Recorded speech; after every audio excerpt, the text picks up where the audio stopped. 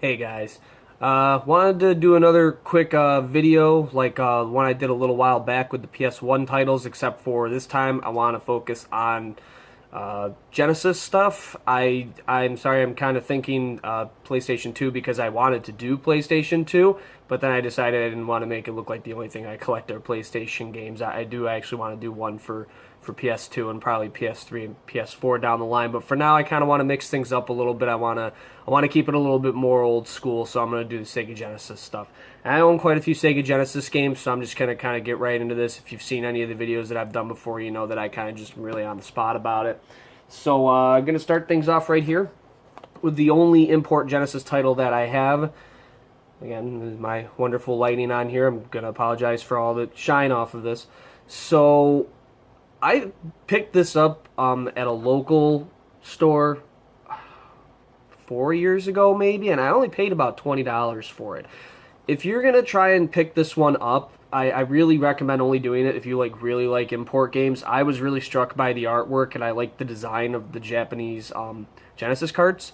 So I really was compelled to pick it up, and for $20, I wasn't going to pass it up. I really can't even play it, and to be honest, I believe it goes for about double that right now. At least that's what I see people trying to sell it for. I don't know that I've actually seen a copy where it's gone for that much. So at least about 20 bucks, probably at the most, double that. So next one that I have right here is Out of This World.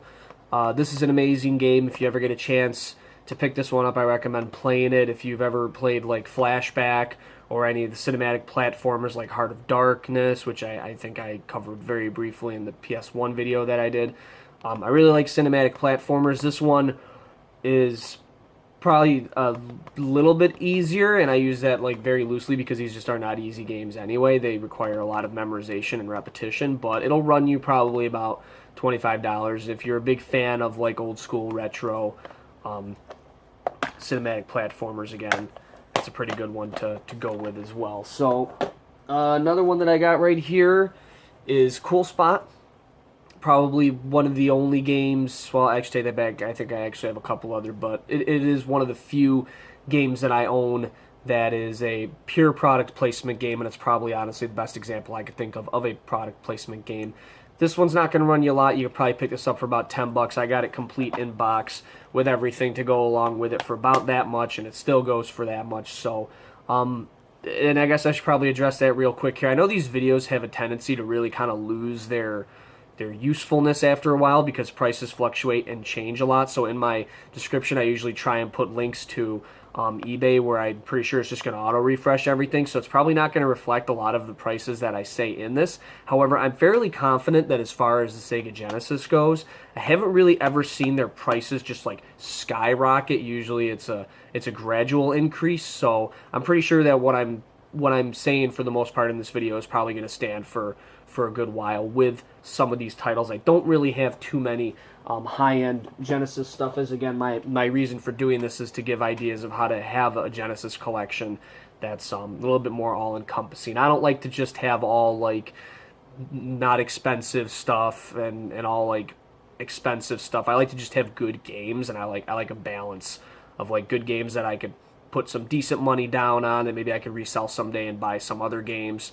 Maybe buy like 4 or 5 for the price of one or something. I like having those kinds of options when it comes to collecting and playing video games. So this other one that I got here is Fighting Masters. This I got it like Zappers.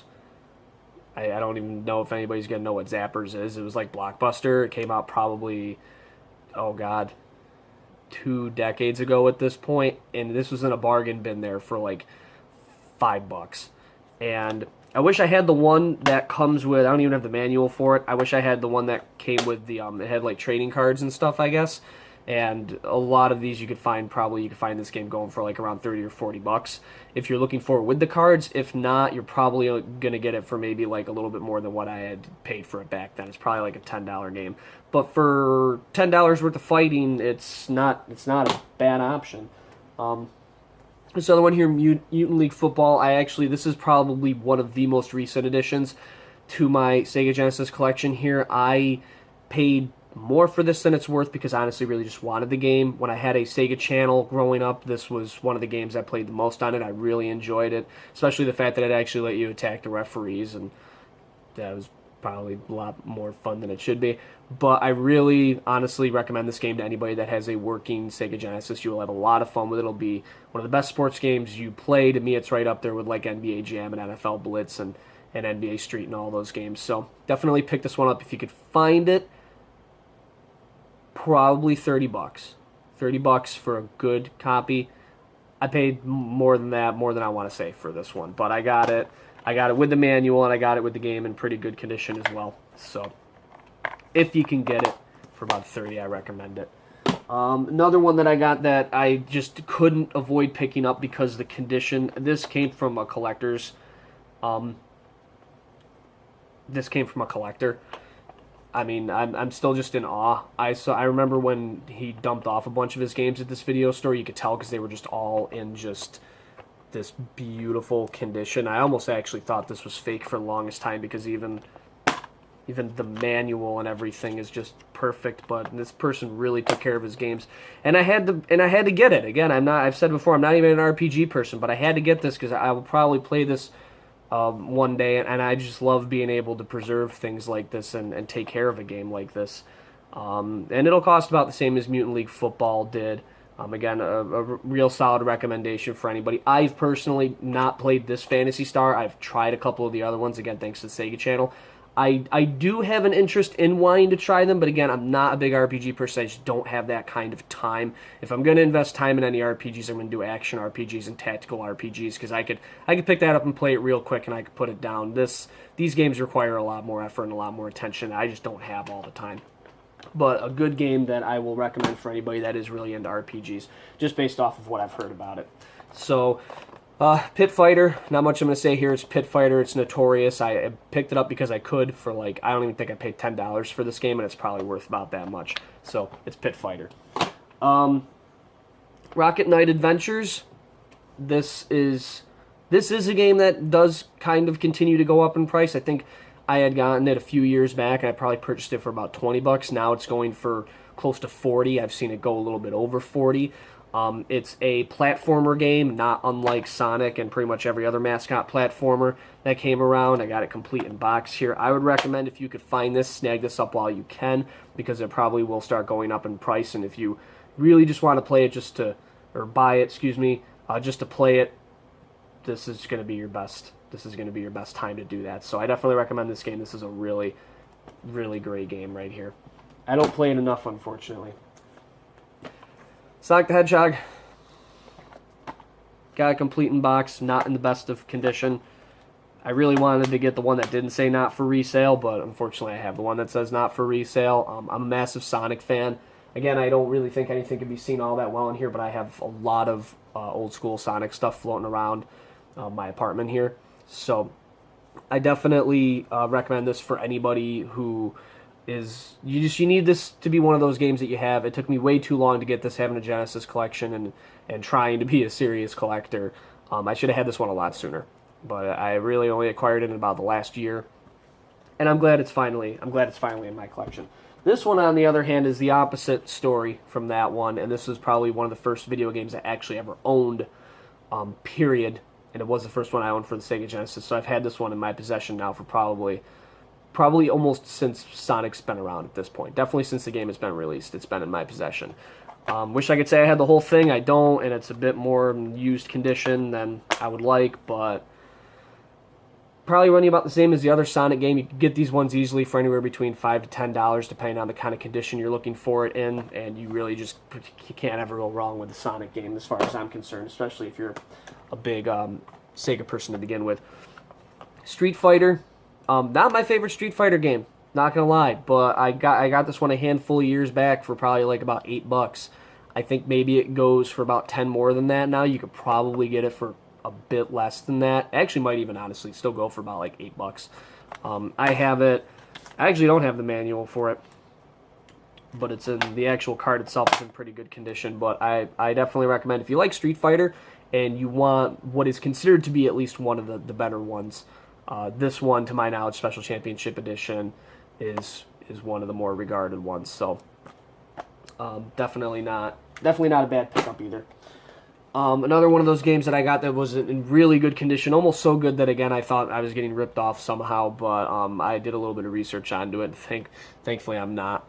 But Toe Jam and Earl, this is going to cost you a little bit, but it's totally worth it. Growing up, I played the second one a lot more than I played this one, but this one has aged 10 times better than the other one has. So, I mean, definitely, if you can find this game and you can find it cheap, grab it. But, I mean, I don't really ever see it go for any less than 40.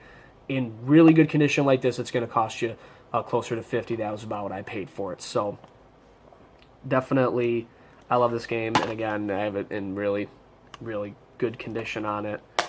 And, yeah, $50 about like this, maybe 40. You can get, a lot of these you could do carts on their own. I don't collect carts when it comes to anything that has a hard case. I'll collect carts for, like, Nintendo, Super Nintendo, Nintendo 64, ones where it's really hard to find them because they were not treated well, or they were very disposable, or they're not going to be, the chances of them being preserved like this is going to be a lot more slim.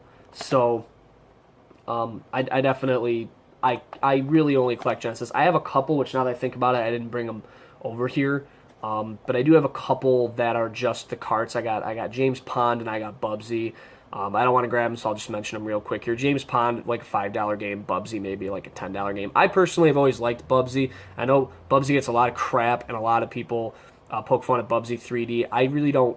Bubsy 3D was like an attempt at 3D before Mario 64 even came out. So it's kind of a shame that game gets knocked a lot. It had absolutely nothing to go off of, and it's not to say it's a good game, because it's not a good game, but I had it as a demo. Not to get sidetracked on this, but I had a PlayStation demo disc with it on it, and I mean, it was the only thing that I had on a PlayStation at that time before getting a Nintendo 64 that I could have that kind of experience. So I guess just I think of it differently than most people do probably, and I like both Bubsy 1 and 2. Really not the second one all that much, but I'm a big fan of the first one. So getting back on track, WrestleMania, old school wrestling games, I'd say probably honestly anything that came out before the 360 or PS3 for wrestling games are kind of hard to go wrong with. They were good for a long time, but these more sprite-based ones, were definitely unique and definitely were a lot more fun. This one I don't care all that much for, but if you really like wrestling stuff and you want to pick it up, this isn't a bad one to start with because it's probably really only about a $10 game. It's not one of the pricier ones. So Super WrestleMania. And I think I'm getting down to the end of the ones that don't have the red end labels. So this is X-Men.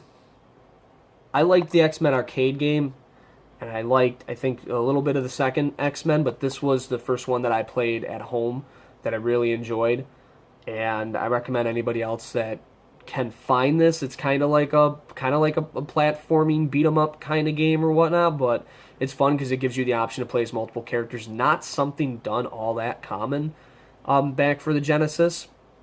So definitely, if you get the chance, find this one. Not all that expensive, I don't think. I think I paid maybe like 10 for it. Yeah, complete. It was probably 10 to 15, maybe. Great game though. A lot of good memories there. All right, on to another pile. I'm gonna start going a little bit faster because I actually got quite a few more than I thought I did. Eternal Champions. I mean, it's Eternal Champions. It's a fighting game, and it tried to be Mortal Kombat. It's not bad. It's not great. I paid like $8 for it. You could get it for about $8. I really don't recommend paying any more than $8 for it because, again, it's really just not that good of a game. It's a good game. It's just not that good of a game. Got Earthworm Jim. Earthworm Jim. I really wish I had this complete. I don't think I do. Nope, I don't. And it's not in the best of condition because this is, again, another one that I had since the game itself came out. It was a Christmas gift. I had actually asked for Beavis and Butthead, and I received this. And I was really not happy with my parents for making that decision at the time, but looking back now, obviously this was a much better decision for them to have made. I still did end up getting Beavis and Butthead, though, and I think it's in the pile somewhere. But this will probably get you for about 20. the way that I have it, probably a little bit closer to 30, maybe even 35 if you're looking for a complete. This game is going up as we speak. It hadn't been for the longest time, and then for some reason, I don't know if it's just the mild, renewed interest in a lot of like the retro gaming stuff, because Sonic and Mario and Crash have just kind of had a good year all around. But yeah, it's a little bit more now, but it's worth every penny of it. It's one of my all-time favorite games. Speaking of which, Sonic the Hedgehog 3, probably the only Sonic game aside from Sonic and Knuckles that is widely regarded as being good that will cost you a little bit more money. You can get quite a few of them for less than you can get this one for. This will probably run you anywhere between $25 to $30. It's not a expensive Sega game, but it's not an inexpensive one, and it is very difficult, I found, because I've been looking for this one for years before I picked it up earlier this year. It is very difficult to find this one in this kind of condition, and I got it even with this thing added onto it too here, and with a manual and just everything. For the most part, with the exception of the actual game itself, is not in great condition, and that's kind of the point. I don't know if you can see it without the glare. It's kind of the point I'm trying to make. This was one of those games that was made with just a really cheap label sticker, and it's hard to find them without that kind of wear. This is a game everybody played that had a Genesis, so I mean, if you can find one in better condition than this, by all means, but it's probably going to run you even more than I paid for this, and I probably paid pretty close to $30 for it, and that's probably what it'll continue to demand for a while in that kind of condition. Samurai Showdown. I think I pointed this out in my last video that I'm just going to purchase probably anything I see by SNK. SNK had its own system, obviously, with the Neo Geo, but for some reason they loved licensing their games out to all their competition. I think that might have been probably a better thing than not, because it definitely gave them some exposure, and I think it's continued to help them be known to hardcore gamers, but I have not actually personally sat down and played this version. I'm really bad about getting these and not actually playing any of them. But if you have the means like I do through like a Neo Geo X or something, or even if you have a working Sega Genesis, just play a Samurai Showdown game at least. They're interesting. I don't think it's one of the best Neo Geo fighting game series out there. I personally like The Last Blade and King of Fighters, but again, it's SNK. You gotta at least give it a try. $10, not an expensive one, maybe 15 at most. Another one about the same price, 10 to 15, Bubsy 2. I'm not really going to talk about this all that much because, again, it's Bubsy. Not everybody really cares.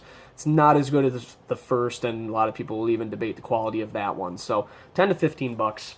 I think actually, yeah, even still have the Blockbuster sticker on the back of this one. And here's the other one I was talking about here, Beavis and Butthead. About the same. Actually, probably not even 15 bucks because I don't have the manual for it. I mean, it's an MTV game. If you like Beavis and Butthead, pick it up. It's a mediocre, I don't even know what you want to call it. It's not really a platformer. It's like a walk-around kind of adventure puzzle solver type game. It's unique. It's just not great. It's not great. Another one that's not great. A lot of these that you're seeing now, I picked up at Zappers back in the day in the bargain bin. This was when you were too young to know that a lot of games that were in a bargain bin were in a bargain bin because nobody wanted to play them. And this is definitely one of those ones that is just like cringe-inducingly bad. Would be Batman Forever. Probably worth $5. Probably paid $5 back then for it. If you really want to go full crap with it, buy the Sega Saturn version. And another one that is notoriously bad that I actually don't even have it. It's an empty case. Balls. Like $5, if even $5. I don't even know. This might be one of the only ones I actually don't have the game for. But moving on. Maximum Carnage. Another great game.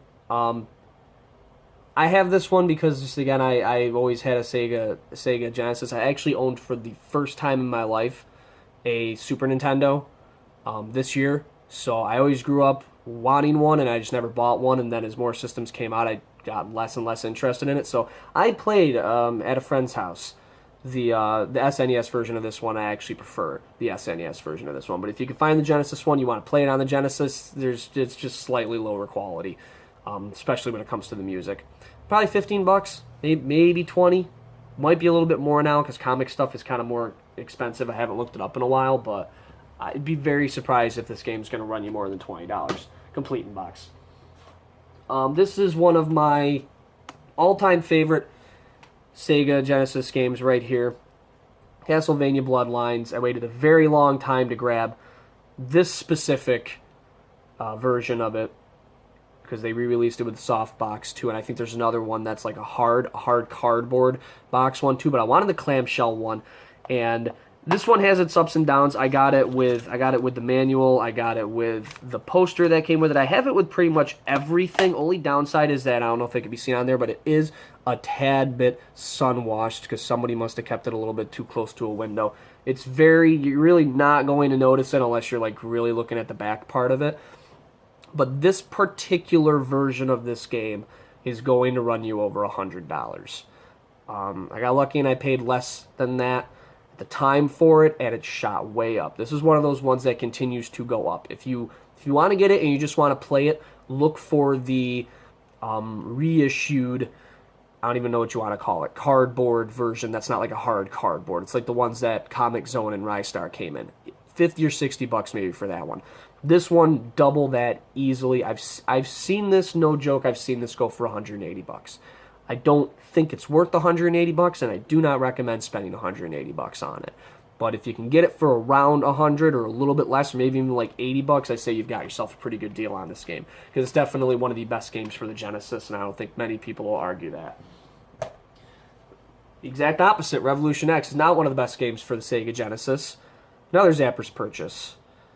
And it sounds empty. It is empty. I don't even have it. Probably a $5 game.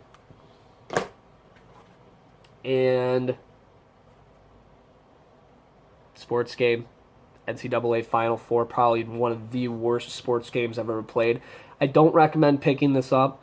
It goes for like $1.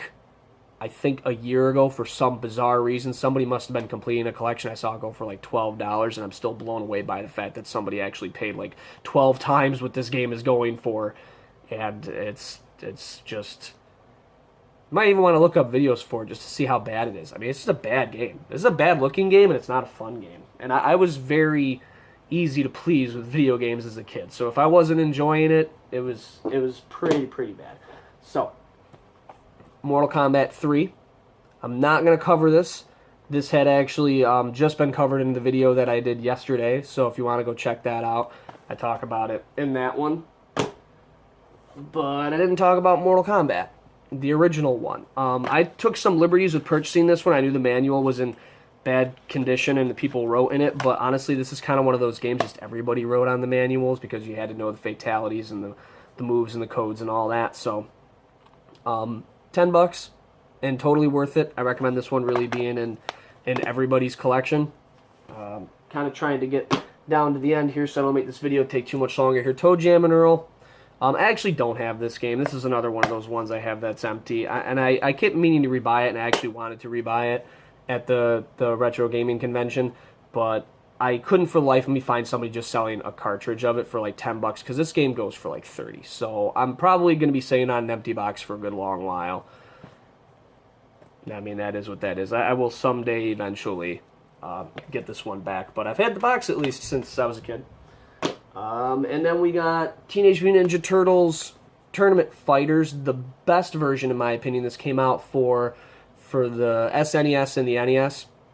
And the SNES one was a lot more like Street Fighter, and then the Nintendo one was very generic. The Nintendo one is probably the one that is worth the most. This one is by far the most entertaining because you're basically taking on evil versions of yourself and you're going to different planets and galaxies with what I considered, at least as a child, to be some of the most ridiculously over-the-top and un-Ninja Turtle-like backgrounds that still just fit so perfectly into the world because I was just so into the Ninja Turtles that I was willing to buy all of it. So I think people probably don't regard it as highly. I don't know if it's because it's the Genesis title, but I always thought it was because it's just so outlandish compared to all the other ones. That's always going to make somebody like me care a little bit more about it.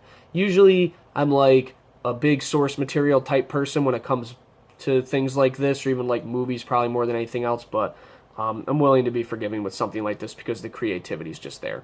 So if you can, drop some money down. It's only going to run you about $20, 25 at most, and it's definitely the best version in my opinion.